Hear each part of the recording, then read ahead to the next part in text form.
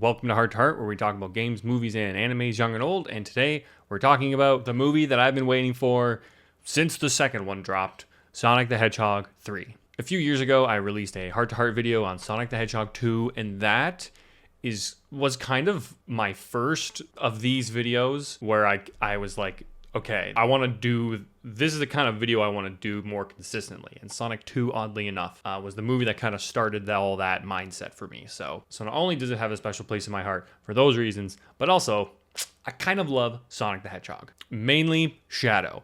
I love that alien piece of shit. Is adorable. I always remember really liking the Sonic games like growing up, like the 2D versions or 2D side-scroller Sonic games, platformers. But it really wasn't until the Sonic the Hedgehog video game in 2005 where I really just loved all of it. I just was such a fanboy of Sonic, mainly Shadow. And I'm pretty sure before that I was watching like Sonic X on 4Kids TV or Channel 20, I believe that it was on. The first game I ever broke a controller to was Sonic and the Secret Rings, and I threw my Wiimote against the wall. And I kept playing it and I beat that shit. I hate that game so much. But I'm just trying to paint the picture that I really love this series. I really love Sonic. I may be a little biased towards these movies, but in saying that, I find it crazy that the Sonic the Hedgehog movies keep getting better. And they're the one series of movies that you can kind of just consistently rely on, that they're gonna drop a good movie. Like this third movie was an actual banger. It had a lot of action, which was really, really well choreographed, well shot, like just really well thought out.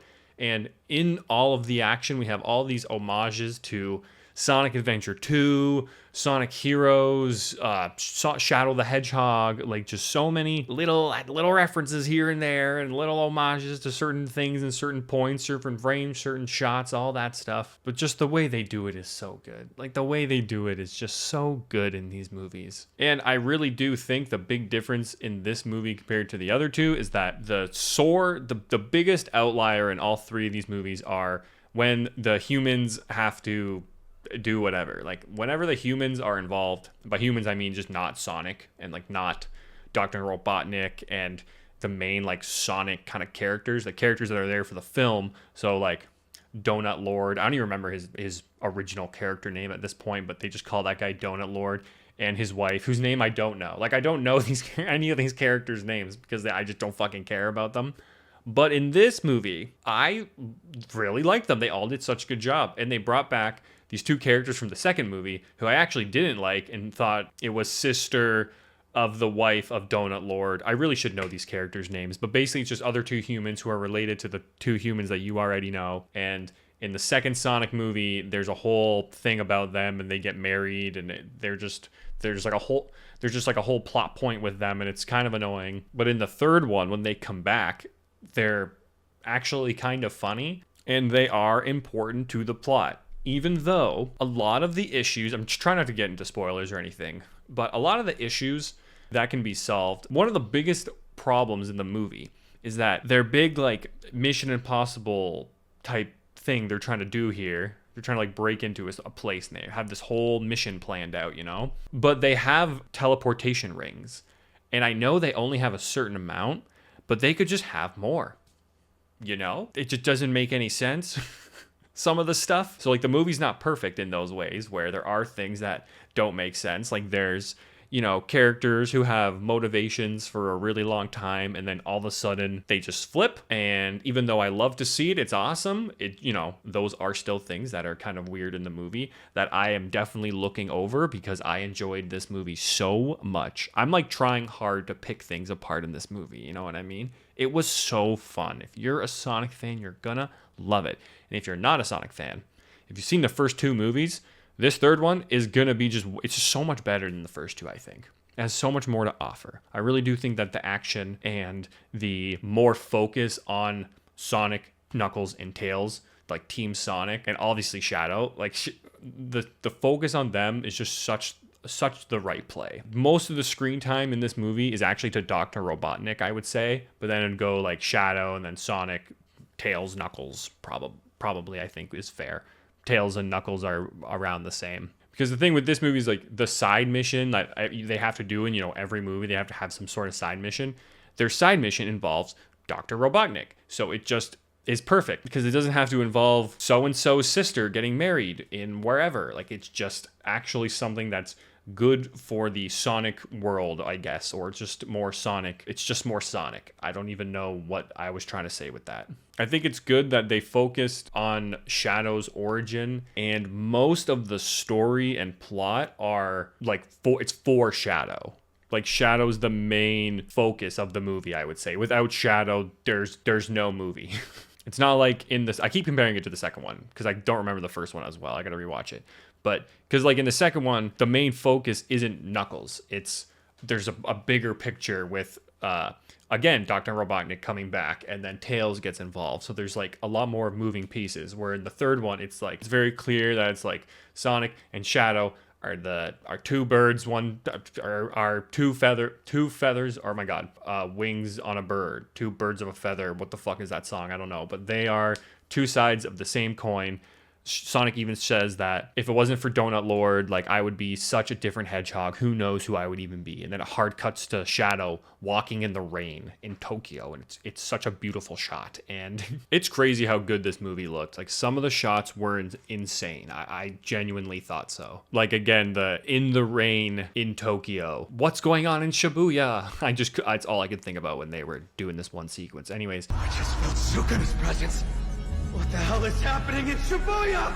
like, Shadow's got his motorcycle and a gun, and he's ripping through Tokyo, and Sonic's chasing him, and they're like going up the side of a building and shit, and just the whole sequence and choreography is so awesome. And there's more action sequences that I don't want to spoil at all that are really, really, really good and just done so well. And there's so much flavor to these characters. Like, I was the Leonardo DiCaprio meme the whole movie. My friends were laughing at me because how much I was enjoying it. They were laughing with me. I shouldn't say at me, because of how much I was enjoying this movie. I waited so patiently to see this, and I'm so happy. And it is one of those things where it's this is gonna sound crazy. It's so nice to see kids. It's just so nice to see the kids out there watching the movie, and I'm like, man, they're gonna grow up just like me, and they're gonna be like, I remember when I saw Shadow 3 in the theaters, and then it made me play this and made me play this, and now I really like Sonic, blah, blah, blah. And it's just gonna spiral into an obsession just like what I have. But it's just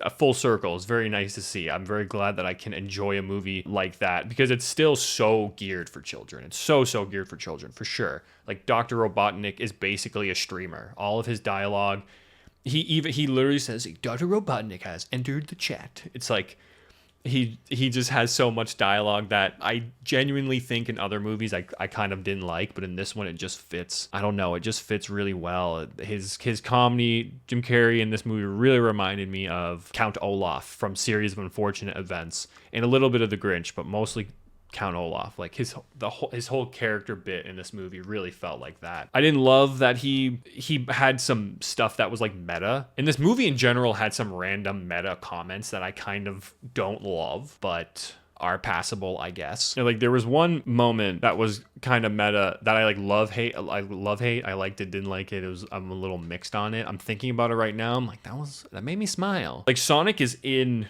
the present world. They bring up the Green Lantern, the Ryan Reynolds Green Lantern. Like, they just bring that up out of nowhere. And they bring up Pikachu. Like, it's real life references in something that's not real. I did not know that Sonic was in like real Earth. I don't know if that makes sense, but I didn't realize it was set in reality, I guess. But it seems very much like it is. And I'm okay with that. But I don't know. At the same time, it just, some of the lines did feel weird. But I do like overlook them because of some, like, the one was in a pretty hype moment, so I didn't really care that much. And then the whole sequence is just so sick. The whole ending is awesome. The mid-credit sequence is so sick. The end credits is also sick, but way more, like, you're like, yeah, of course. But the mid-credit scene is fucking sick. Like, they're gonna make, unironically, I think they might make 10 of these movies. I definitely think 5 minimum. I kind of am hoping they make 6, because with the next one, major spoilers. Well, not spoilers, actually. No, a little bit of spoilers. I just want to quickly talk about what I think is gonna happen for the next couple movies. Very quick. So definitely spoilers for characters and stuff, because I want to talk about some characters who I think are going to be involved. So in the mid-credits scene, they show Amy, they show Metal Sonic. I was super fucking pumped. I was like, oh my god. Those two characters are definitely going to be involved in the future, which just means that, to me, I think we're going to get a Shadow the Hedgehog TV show, unfortunately. I don't think they'll make a movie. I really want them to make a movie of it, like of the Shadow the Hedgehog video game in a movie, but they're going to do it a show, because there's so many characters in that game. And there's so many, like, if you pick like hero, normal, or evil, it changes the missions. I think they'll make it into a show to make like every episode will be like a mission. So in one mission you can have like one episode will have like Charmy with you the whole time. We'll have like Rouge the Bat with you the one time. One can have like Omega with you the whole time. Maybe Robotnik's there. So that's how I think they'll do it. But that just plays into also the Shadow thinking that he's an android, and then having Metal Sonic having like metal shadows. That'd be cool. But Metal Sonic still being Metal Sonic, and like the rise of Metal Sonic, where I'm just going with this is basically Sonic Heroes. Like I think we'll get a Shadow the Hedgehog show that'll involve androids with Shadow, but then it'll loop back around to Sonic Heroes, which is in the reverse order, because Shadow the Hedgehog comes after Sonic Heroes. But I think that Sonic Heroes is going to be like the end game for the next couple movies, where Metal Sonic, Mega Metal Sonic or Omega Metal Sonic or something, is like the final boss. And that'll also include the one Liquid character whose name is escaping me right now. Yeah, so I think it'd be cool to get, like, I think the next movie is easily going to introduce like Big the Cat and Cream. I think that's just like a given. I really hope that with the Shadow the Hedgehog show, they give us Charmy, SBO, Victor. That'd be a great way to introduce them. I think I just came up with a pretty good plan there, Sega. Call me. Copyright. That was my idea is copyright. Call me. Comment on this video, because that was a pretty sick idea, I think. What do you think is going to happen with the rest of the Sonic movies? What do you think? Comment down below, because I do think, I don't know, I don't have that much else to say. I could talk about this all day. I feel like I had a great time at this movie. I'm geeking out for it. Like, I want to talk about it so much more. It is Christmas Eve. I should leave. I didn't mean to rhyme.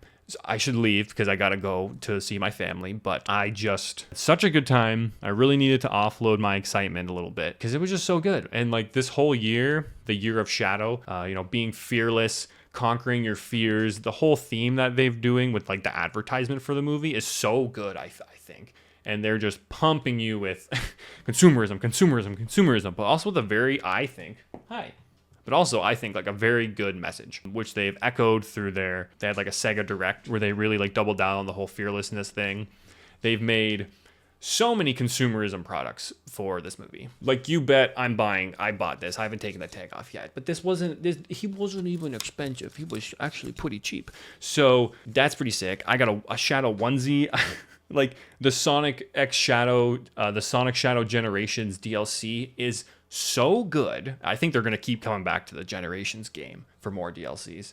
But that's not a part of this video. I just think that they've done such a good job this year with really quadrupling down on Shadow the Hedgehog as a character in the Sega cinematic universe, the SSU or whatever. Oh, I even have the Shadow toy up there. He's on my...